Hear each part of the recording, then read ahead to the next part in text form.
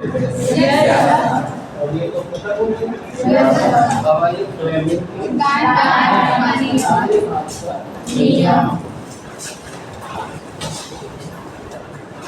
अब देखिए दाएं हाथ का क्या बोलेगा।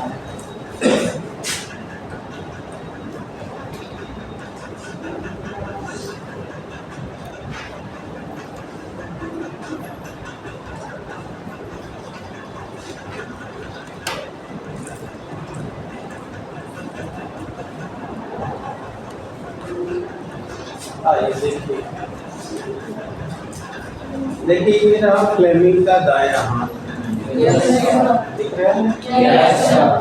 अब आप जानते हैं कि इसे अंगूठा कहा जाएगा। इसे बल शेप। तो ये कहते हैं, ये कहते हैं कि अगर दाएं हाथ की प्रथम 3 अंगुलियों को एक दूसरे के तो अब देखिए इसमें क्या हुआ है और क्या हमें पकड़ना है। आपको पता है कि ये नहीं प्रणाली का, और आप जब ऊपर पास या दूर ले जा रहे हैं तो बताओ ये क्षेत्र बदल रहा है, और इसके कारण फ्लक्स बदलने से इसमें धारा बह रही है। और आपने कहा था ऐसा तब होगा जब दोनों में कोई ना कोई एक गति करता है। चाहे ये स्थिर है तो ये चले और ये स्थिर है तो ये चले। इसका मतलब अब हमें एक और चाहिए चालक की गति। तो ये 3 चीजें आपको इसमें मिल सकती हैं। तो अब आप शायद हम आपको इशारा करते हैं, समझिए। यानी ये हो गई चालक की अंगूठा। जैसे आप बचपन में बहुत ठेंगा दिखाए होंगे, कोई ठेंगा का इस्तेमाल कर लीजिए। बताइए चालक की गति बताना, ये क्षेत्र और ये मतलब समझ आ गई आपको। तो यदि दाएं हाथ की प्रथम 3 अंगुलियों को एक दूसरे के अंगूठा, तर्जनी और मध्यमा अर्थात तीनों की स्थिति लंबवत है, चालक की गति के लंबवत क्षेत्र पैदा होगा और क्षेत्र के इंड्यूस करंट बताएगा, धारा नहीं बताएगा, प्रेरित धारा। शुरू हो गया। तो यदि दाएं हाथ की अंगूठा, तर्जनी व मध्यमा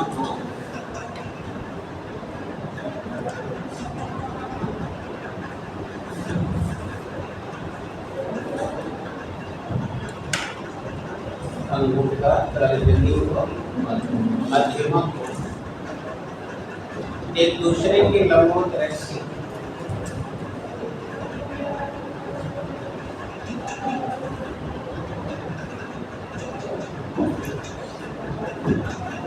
एक दूसरे के लंबवत रखें। तो अंगूठा चालक की गति की दिशा को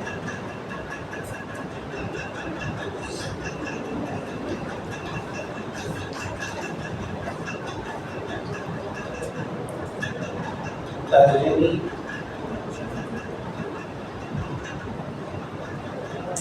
चुंबक क्षेत्र की दिशा को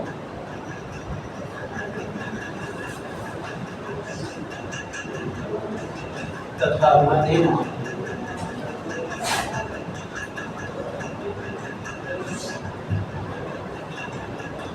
प्रेरित धारा की दिशा को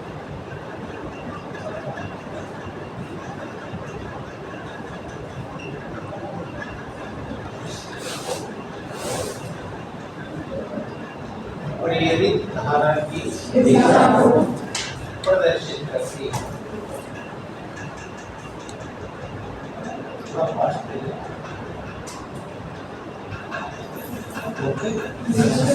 तो अब आपको इसे क्लियर हो गया ना सभी को? चालक जिस दिशा में रोटेट करेगा उसके परपेंडिकुलर क्षेत्र जनरेट करेगा और क्षेत्र के परपेंडिकुलर एक दिशा श्योर है हम लोग? कोई डाउट्स? चलिए जी, तो अब हमने अभी तक जितनी चीजें पढ़ी है वो रही है फैराडे के प्रयोग पर आधारित घटनाएं। और फैराडे के प्रयोग से हमने फैराडे की विद्युत चुंबकीय प्रेरण को जाना और उस संबंधी दो नियम को जाना, फर्स्ट लॉ, सेकंड लॉ। कोई डाउट है? No sir. फिर हमने जाना कि फर्स्ट लॉ और सेकंड लॉ क्या है, न्यूमेरिकल में कैसे कैसे मोड आपको मिलेगा, और ये एवरेज कोई भी चीज आपको यहाँ पर होगा ही सब दिखाते चलेंगे कि भाई ऐसा सवाल है तो ये सब है। हाँ जी, आवाज नहीं आ रही है? इसके बाद हमने प्रेरित धारा पढ़ी, प्रेरित आवेश पढ़ा, प्रेरित धारा और विद्युत वाहक बल को लेकर के न्यूमेरिकल में फायदा समझाया। ये वोल्टेज बढ़ेगा लेकिन धारा पहले रिड्यूस होगी बाद में। अब ये एक ही जो सेंटेंस है, एक एक जो आपको बोला गया है, अगर आप कायदे से लेक्चर्स को माइंड में रखते हैं तो आपको दिक्कतें नहीं आएंगी, और अगर उसको माइंड में नहीं रख रहे हो तो जब आपके पास कुछ रहेगा नहीं तो आप हल कैसे करोगे। अब हमें 2 पॉइंट और बढ़ाना है क्योंकि कोर्स छोटा हो चुका है। अब आपको स्लो प्रेरण पढ़ाने जा रहे हैं, ठीक है? हेडिंग होगी स्व प्रेरण या आत्म प्रेरण।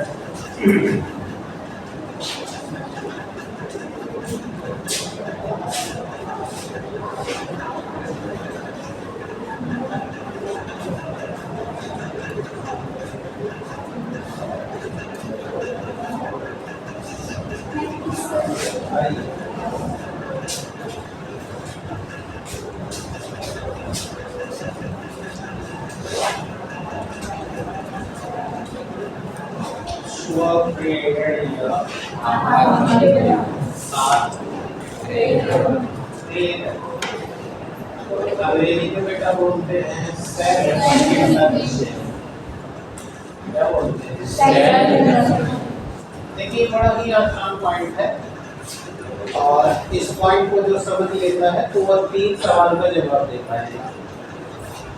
पहला कि वोल्टेज घर में फ्लक्चुएशन होने लगता है तो घर के लोग कहते हैं बल्ब बुझा दो नहीं तो ठीक हो जाएगा, या फैन चल रहा होगा तो कहेंगे बंद करो नहीं तो जल जाएगा। यानी ये सब घटनाएं इसी पर आधारित हैं, और इसी वजह से आपको अपने घर में कभी भी स्विच ढीला हो या फ्यूज ढीला हो या किसी भी इलेक्ट्रिक गैजेट्स का कोई भी प्लग ढीला हो तो उसे तत्काल बदल देना चाहिए, अदरवाइज वो दुर्घटना आपको सूनर या लेटर करेगा। कभी कभी आप देखोगे बोर्ड में अचानक अपने से आग लग जाएगी। ये सब घटनाएं होंगी जिसका कैपेसिटर में भी जवाब आपको दिया गया होगा जब एनर्जी में लॉस पढ़ाया गया। तो आपने शुद्ध पढ़ा था डेल यू बराबर half C1 C2 upon C1 plus C2 del V square. तभी बताया गया था कि देखो बेटा ये ऊर्जा में ह्रास विभवांतर के वर्ग के समान होता है। अगर वोल्टेज विभवांतर का मतलब विभव में अंतर, अगर विभव में ह्रास जाएगा तो वह एनर्जी थर्मल एनर्जी में कन्वर्ट होगी। और वो आपने देखा भी है कि सिवान में देखना ताप जा रहा है नंगा और वोल्टेज में फ्लक्चुएशन हो जाए तो देखना चिंगारी बन के टूटने लग जाएगा। और इसीलिए देखा होगा गर्मी के दिनों में सिवान में जो लाइन की सप्लाई जा रही है उसे काट दिया जाता है ताकि किसान के खेतों में। और वही चीज़ आपके घर में भी होगा, स्विच ऑन ऑफ करिए, अंधेरा कमरा है, स्विच ऑन ऑफ करिए, देखिए उसमें चिंगारी मारेगा क्योंकि स्विच ऑफ कर दिए थे तो एक जगह पोटेंशियल 220 थी, एक जगह पोटेंशियल 0। तो जैसे जाहिर हो गया विभव में अंतर, क्योंकि हम आपको 1000 बार बता चुके हैं कि धारा विभव में अंतर के कारण रहती है। अगर दोनों सिरों का अंतर समान है तो बहना ही नहीं है, जो आपको हीट स्टोरेज में भी बताया, मीटर में भी बताया, कई बार बताया। तो जो क्लास को बढ़िया से ले रहा है, सुन रहा है और पढ़ रहा है तो दिक्कत नहीं है। और अगर वो चीज़ माइनस कर रहा है, डिस्कशन जारी नहीं है, तो आपको हमेशा सताएगा। तो चलिए, एक वहां से देखा था और अब एक यहाँ देख रहा हो, जिस घटना का नाम हम क्या रहे हैं। चलो इसे समझाने के लिए उपाय और बताते हैं। स्व प्रेरण का मतलब साफ है कि हम अपने आप को प्रेरित करें, स्वयं मोटिवेट करें। जैसे कि 4 लोग आते हैं तो पढ़ाते पढ़ाते कुछ न बात मोटिवेशन की देखे जाते हैं कि बच्चे में नेगेटिविटी हटे, क्योंकि रोज की पढ़ाई में अगर 10 मिनट 5 मिनट मोटिवेशन नहीं है तो बच्चा कब डिरेल हो जाएगा इसका कोई अंदाजा नहीं है, क्योंकि आप हमेशा नकारात्मक विचारों से घिरे रहते हो और उसका वजह आप स्वयं और कोई नहीं। जो बच्चा रेगुलर क्लास नहीं लेता, जो बच्चे ने अच्छे मित्रों का चयन नहीं किया, वो हमेशा निगेटिव थॉट में रहता है और वो मित्र उसको पढ़ने भी नहीं देते और उसको हमेशा कहते रहते हैं, अरे भाई ध्यान बहुत दूर है, मन ये कहा कुल पढ़ लेगा, कुल तो याद होता, बस इसी में फंसा रहता है। तो इसीलिए पढ़ाई के दौरान 2 मिनट ये जो बकवास होती है, ये बकवास मोटिवेशन के नाम से आप इसको माइंड रखो, तो वो आपको मोटिवेट करती है। अगर आप सुनकर उस पर अमल करते हो तो वो बहुत फायदे में ले जाती है और तुम्हारे समय का मूल्य खड़ा करती है। But if you do not choose the any best friend और you do not have the importance of time, तो फिर उन दोनों स्थिति में आप मोटिवेट खुद को नहीं कर पाते। एक छोटा एग्जाम्पल देता हूँ, आप क्रिकेटरों को देखना, क्योंकि क्रिकेटरों की जब मैचेज होते हैं तो देखना मैचेज में सपोर्टिंग स्टाफ, जैसे कि मैं आपको अपने मोबाइल से बात समझाता हूँ।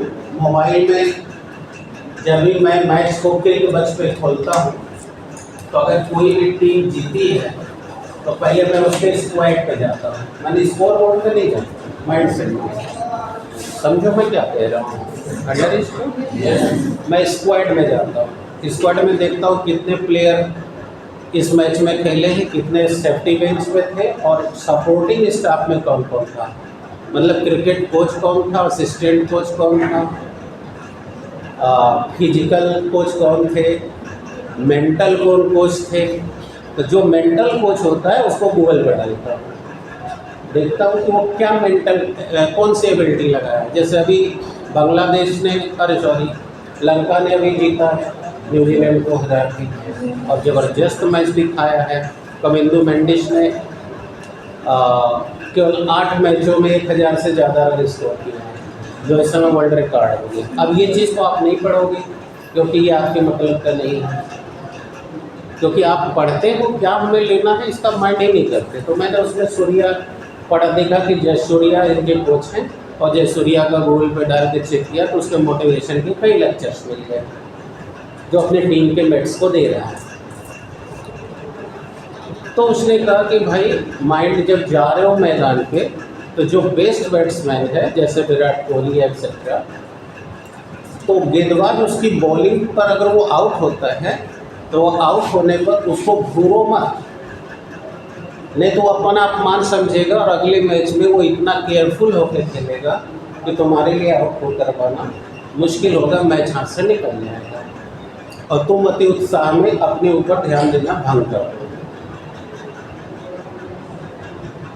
और T20 में देखा होगा इंडिया ने 3-0 से जीता था।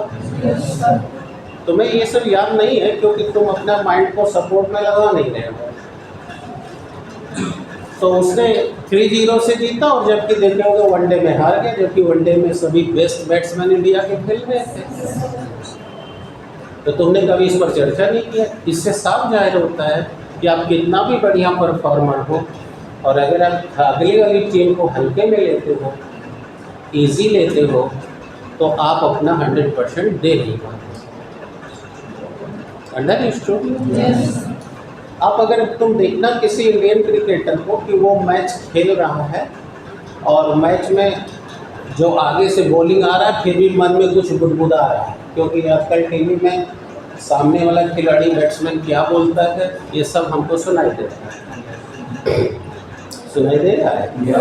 तो देखना वो अपने आप को कमिटमेंट करता रहता है कि आउट स्विंग को छोड़ना है या बाउंसर को छोड़ देना है,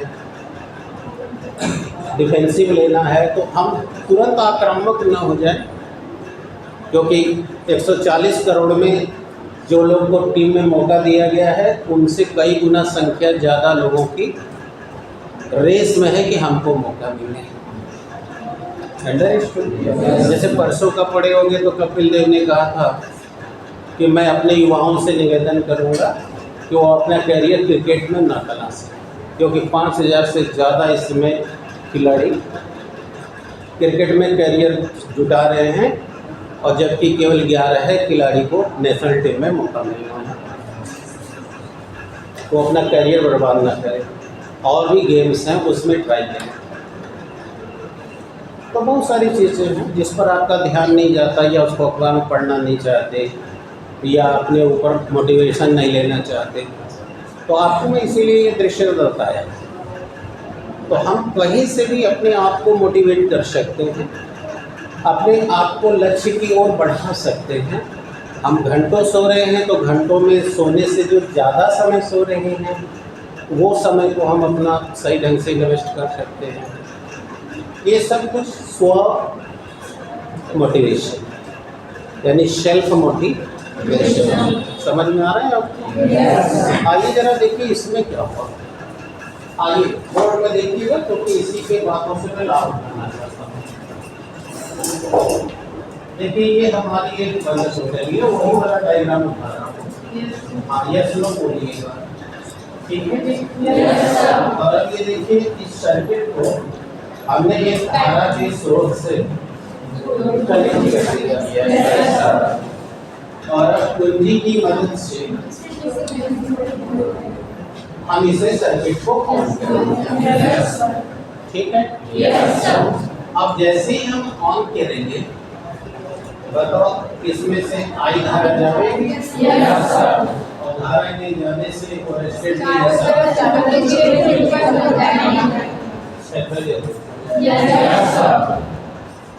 इतनी तो कोई असंभव बात भी नहीं है और कोई प्रॉब्लम वाली नहीं है। सही है जी?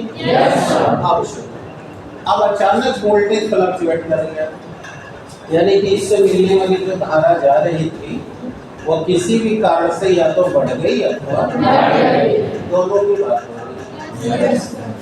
अब तो धारा बढ़ गई किसी चक्कर में, ये देखो धारा का चक्कर चल रहा है। अब देखो मैं यहाँ लिख रहा हूँ किसी भी चक्कर में, बताओ धारा बढ़ गई है बदल गई। अब आप बताओ जैसे ही ये धारा बदलेगी, बदलने का दोनों से है बढ़ जाए तो बताओ आप पीछे पढ़ के आ रहे हो चुंबक क्षेत्र धारा के समानुपाती होता है। बहुत अच्छा, बस बताते हैं। बता अगर धारा चक्र में अचानक परिवर्तन होगा तो बोले और इसके पीछे पड़ेंगे कि लक्ष्य में होने वाला परिवर्तन चुंबक क्षेत्र के समानुपाती होता है। तो बताओ जब ये बदल गया, चाहे बढ़ चाहे घट गया, तो बताओ फ्लक्स भी बढ़ने से बढ़ेगा घट गया। मैंने नहीं बदला, मैंने बदल दिया। और जब ये फ्लक्स बदल गया तो फैराडे के सेकंड लॉ को ले आओ, बोलो फैराडे का सेकंड लॉ क्या कहता है कि कुंडली में उत्पन्न होने वाला फ्लक्स परिवर्तन की दर के समानुपाती होता है। तो ऐसा होते ही इसमें प्रेरित विद्युत वाहक बल जनरेट हो गया। Yes sir. और अभी मॉर्निंग सेशन वाले लेक्चर याद करो, मैंने कहा था यहाँ देखो भी है बेटा। Yes sir. देखो बेटा अभी कि अगर प्रेरित विद्युत वाहक बल पैदा होगा तो तुरंत वोल्टेज बढ़ेगा। Yes sir. और धारा एट वंस इंस्टेंटेनियसली बढ़ेगी।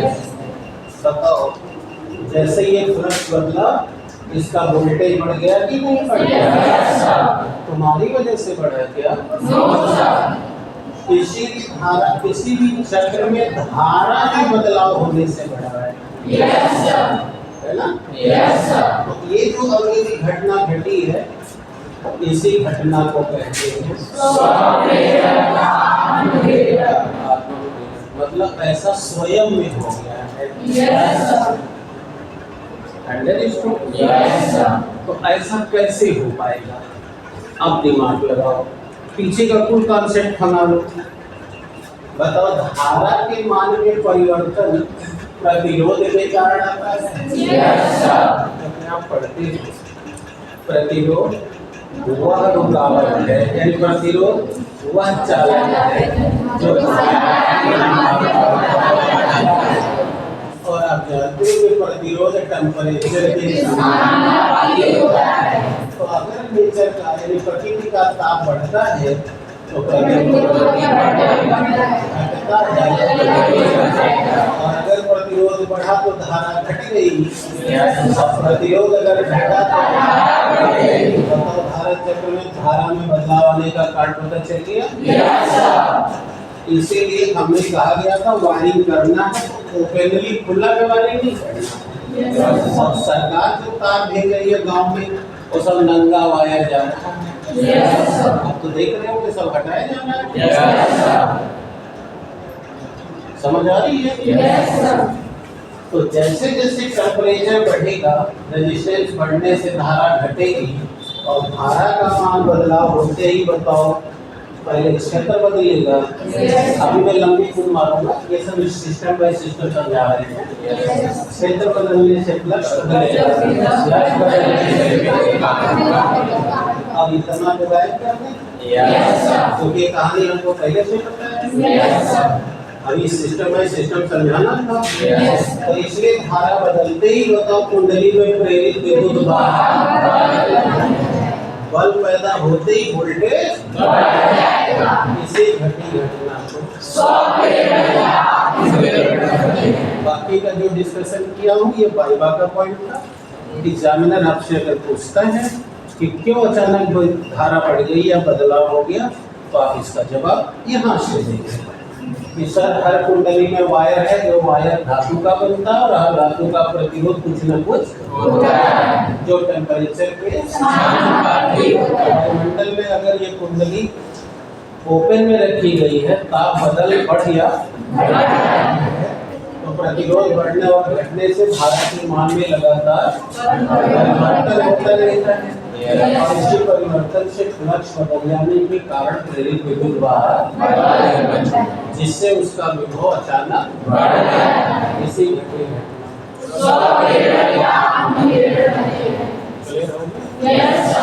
इसको कितने लोग को आ गया इसको प्रेरण किया पक्का। अब मैं फिर से कहता हूँ, आप सुनिए परिभाषा, अगर आपको बोलना है तो बोलिए।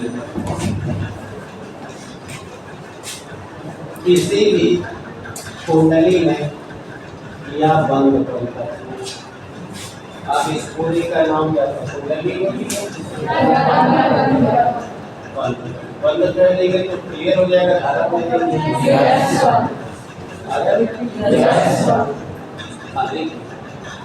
अपनी को तौलिए और बोलिए, एक दूसरे को मत देखिए। जो अच्छा करता है तो मैं तारीफ कर देता हूँ, तो मतलब नहीं वो अच्छा हो ही गया है। वो तो एक मीना में टास्क की आगे बढ़ा है, तो मैं थोड़ा इसको पुश करूँगा। देखो ये किसी भी बंद परिपथ में धारा के मान में अचानक परिवर्तन होने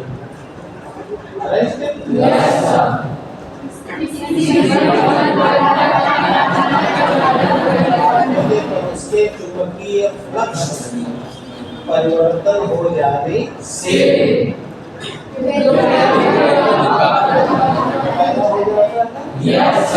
जिससे विभव करना इसी घटी घटना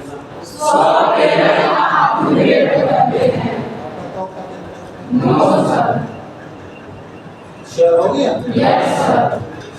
इसीलिए वो लोग अपने आप को मोटिवेट करते रहते हैं जैसे गलती ना हो, क्योंकि आप जानते हो बाल 140 मील पर आवर की रफ्तार से फेंक रहा है बॉल, और सेकेंड का 1000वां हिस्सा से भी कम समय में बॉल को समझना है और डिसीजन लेना है और स्ट्रोक का दिखना है। तब तक अगर थोड़ा भी डिले होगा तब तक तो बॉल बैट से टकरा जाएगी, या तो एज होगा, एलबी होगा या होल्ड होगा। तो इसीलिए यह आपको समझना कि वो लोग बहुत आराम में हैं। सबसे ज़्यादा उनकी एक घंटा या एक दिन के लिए भी उनकी गारंटी नहीं है कि अगले मैच में वो खेलेंगे कि नहीं। इसीलिए वो मानसिक रूप से एकदम मजबूत होते हैं, वो आपकी तरह लापरवाह नहीं होते। अब आगे बोल सकी चलिए बोलिए जिसको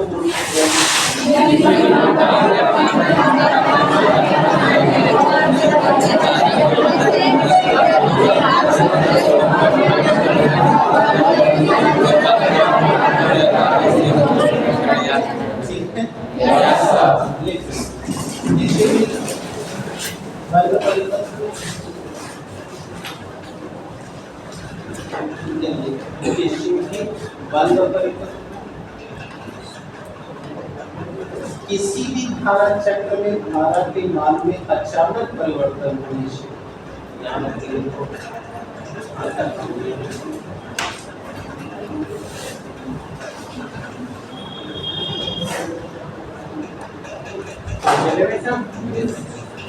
किसी भी धारा चक्र में अचानक परिवर्तन होने से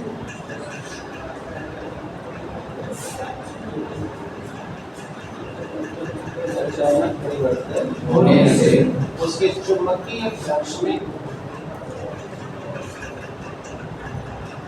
बदलाव होने के कारण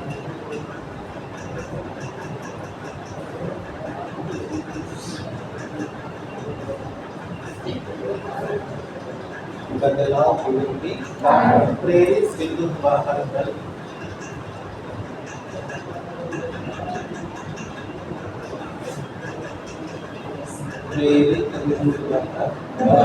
उत्पन्न हो जाता है,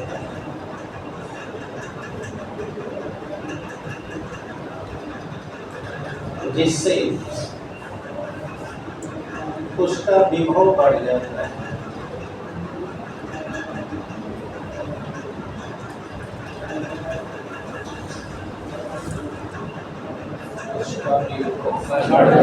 इसी घटी घटना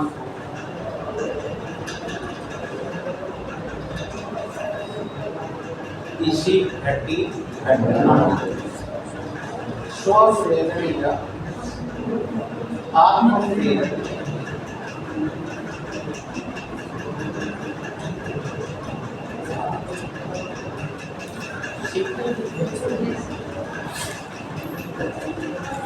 अब हम आपको 4 कारण बताने जा रहे हैं और इन चारों कारणों का जवाब एक ही है। पहला जो अभी सवाल उठाया था कि क्या कारण है कि घर में वोल्टेज फ्लक्चुएट होने पर हम अपने यंत्र को बंद कर देते हैं, ऐसा क्यों? तो अब आपके पास जवाब आ चुका है कि आपके सभी यंत्र 220 वोल्ट पर काम करने के लिए बने हुए हैं। जब वोल्टेज फ्लक्चुएट होता है तो स्वप्रेरण की घटना होती है। देखिए इसमें से कुछ नहीं बताया कि बताया नहीं। अब सीधे कॉन्सेप्ट कौन सी घटना जिससे विभव में वृद्धि हो जाती है और विभव वृद्धि होते ही धारा का मान यानी विद्युत ऊर्जा ऊष्मीय ऊर्जा में परिवर्तित होती है, जिससे हमारे यंत्र या तो फ्यूज हो जाते हैं या तो बंद हो जाते हैं। अब यह तो इसी को रोकने के लिए हम ऐसा करते हैं। आपको डाउट? अब दूसरा सवाल सुनिए, मैंने 4 सवाल बोले। दूसरा सवाल है, जब आपको मैं प्रैक्टिकल बता रहा था ओम्स लॉ वाले में, तब बताया थे रियोस्टेट को धीरे धीरे सरकाना चाहिए, झटके में। तो सवाल हमने बोला था कि बेटा आइए सुन लो, जब चुंबक में आएंगे तो कारण बताएंगे। तो ये दूसरा सवाल हो गया। सवाल नंबर 3। सबका जवाब एक ही है तो सारे सवाल एक ही में दे रहा हूँ। सुने में क्या बोल रहा हूँ? उधर के बच्चे मुझे देख रहे हैं, सपोर्ट कम ले रहे हैं, वो कम मन से सुन रहे हैं, तो ऐसा ना करो नहीं तो आपको नुकसान है। उधर सुनाई दे रहा है? मैंने कहा कि रियोस्टेट तो याद है ना सर? तो रियोस्टेट को हम धीरे धीरे क्यों खिसकाते हैं? अगर अचानक खिसका दे तो क्या होगा? तीसरा सवाल मैंने बोला, आपको याद होगा जब आप बुद्धि स्टोरी थी या मीटर टेस्ट कर रहे थे, मैं पढ़ा भी रहा था क्लास में, कहते थे कि पहले बैलों की कुंजी दबा लेंगे तब करंट ऑन करेंगे। और यही बात बुद्धि स्टोरी में भी।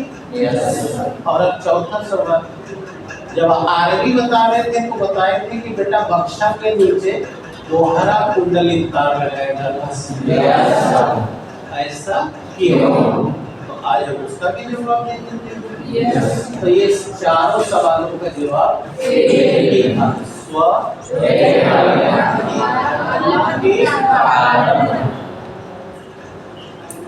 अब यही सवाल एग्जामिनर जानता है कि बच्चा को घटाया हुआ है, तो वो यह सहूलियत तरीके से घुमा के बोलता है। अब मैं आपको भी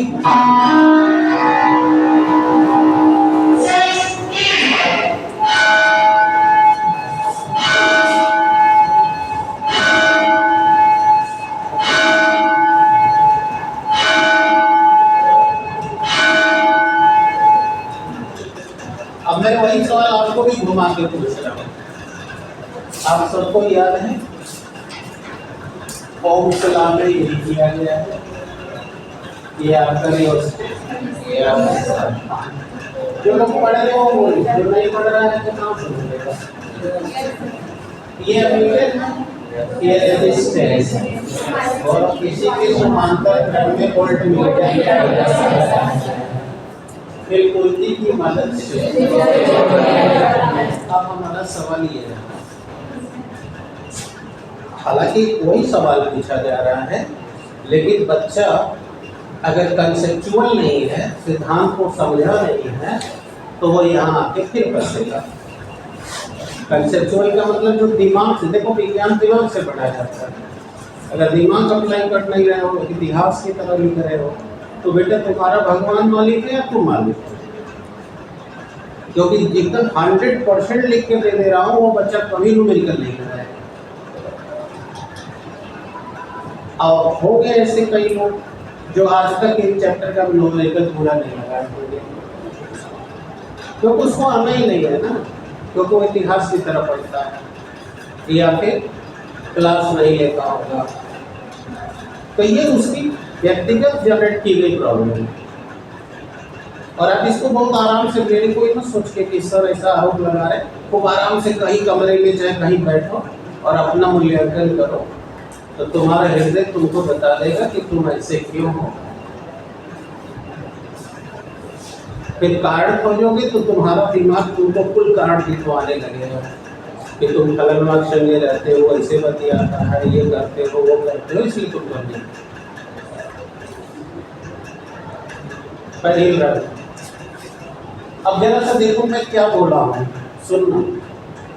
एग्जामिनर कह दिया कि बेटा आप यहाँ से धीरे धीरे रिवर्सल बढ़ा रहे हो और आपको 3 रीडिंग ले रहे हो।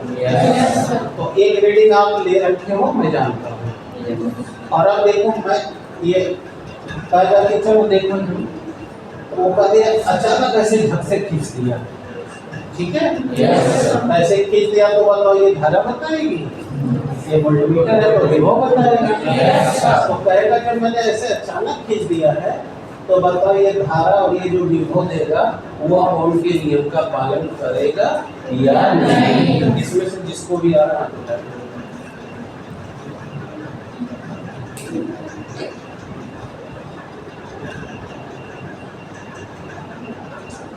अब देख लो अपनी औकात, देख लो, सिंपल से सवाल अपनी औकात देख लो। तो अभी तुमने क्या बोला, जब हम अचानक खींचेंगे तो धारा में बदलाव हो जाएगा, जिसके कारण प्रेरित विद्युत वाहक बल और विद्युत वाहक बल के कारण वोल्टेज अचानक बढ़ेगा। तो ये विभव का बताओ जितना मान बताएगा, ये यहाँ पर हमने कहा था कि विभव अचानक बढ़ेगा और धारा तुरंत घटेगा। लेकिन अब सोचो कितने लोग दिमाग से सुने थे, मुस्किया भी सकते हो अपने आप पर, कोई दिक्कत नहीं है। बताओ वोल्टेज बढ़ेगा और धारा घटेगी, तो बताओ ये जो धारा रीड कर रहा है वो धारा घटा हुआ रीड करेगा, आई जो वोल्टेज रीड करेगा वो बढ़ा हुआ। और ओम्स लॉ कहता है कहता है कि नहीं कहता है, यदि चालक की भौतिक अवस्थाएं स्थिर रखी जाए तो सिरों पर उत्पन्न होने वाला समानुपाती होता है। तो बताओ जब वोल्टेज बढ़ा है तो धारा बढ़नी चाहिए थी ना, बढ़ी है कि घटी है? बताओ।